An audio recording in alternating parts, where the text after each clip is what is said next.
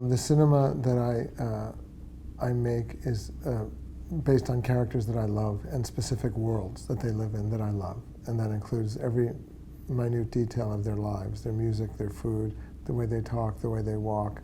Nothing extraordinary or extraterrestrial about them, their lives, and finding the extraordinary in the ordinary. The style of writing begins with writing the story from each character's point of view, and finding them in all their glory. And that means all their humanness, that means what is specific about them, and human, crazy, particular, inspiring, ugly, laughable, but we never try to be funny. If it's funny, it's going to happen because it's just real and honest.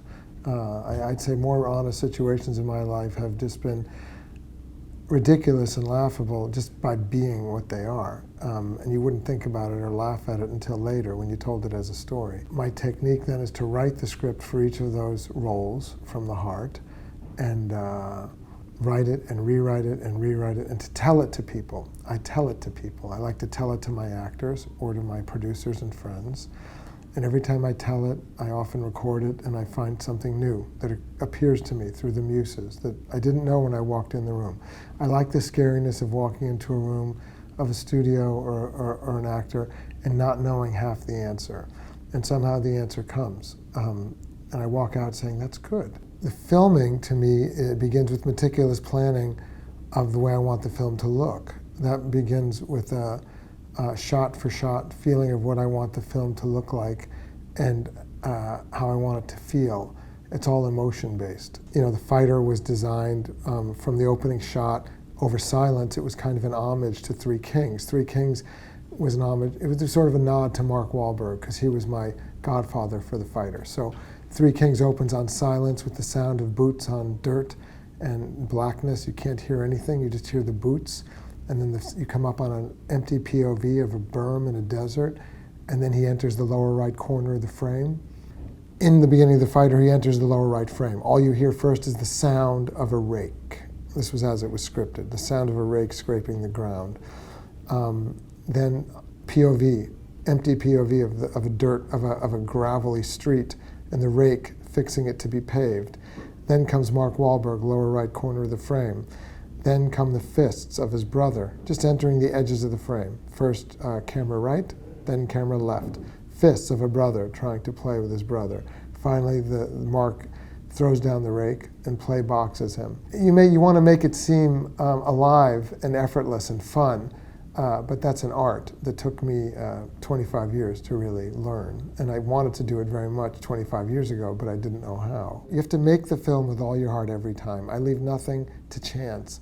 Cassavetes, that was his expertise. I don't do that. If I find out that something needs to be different or better, we discover it on the day or the night before through an inspiration or an idea, or trying it and it doesn't work. Or in the edit room. You know, I, on The Fighter and other films, have shot things that I wanted to shoot that we didn't have time or reason to shoot, that no one understood why we were shooting it, but they often ended up being gems. So, for example, in The Fighter, I shot interviews with the brothers that I made up on the moment with them. I interviewed them in character. That became, in the 9th month of editing, the opening and closing of the movie, you know, where Christian Bale cries unexpectedly when asked to describe his brother's success. I like to use a Steadicam, but I like it to feel like a dolly. I've been described as having a sense of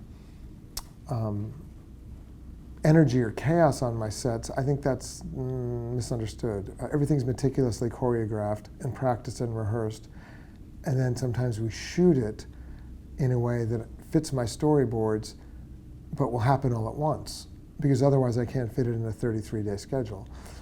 So the immediacy, as Robert De Niro calls it, adds a sense of instinct and immediacy to everything. So we'll do your coverage, and then I'll say, here it comes, Jennifer, we're coming over there right now. And then we'll turn around like that, right? That means the actors can't think. I never stop going over everything because it's your one chance to shoot it that day. So I want to go over it and go over it and go over it.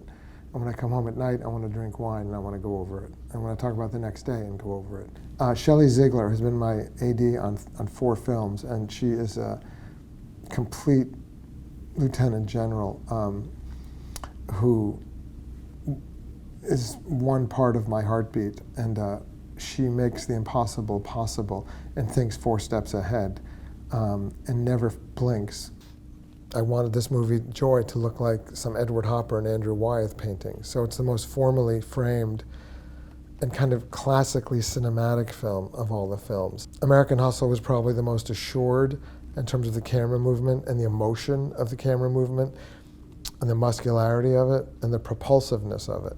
I want my holy trifecta is to have music, emotion, and camera be in a propulsion that is it's almost as if you're breathing the moment yourself. And then you have to go back and watch it again because it was so grabbing you.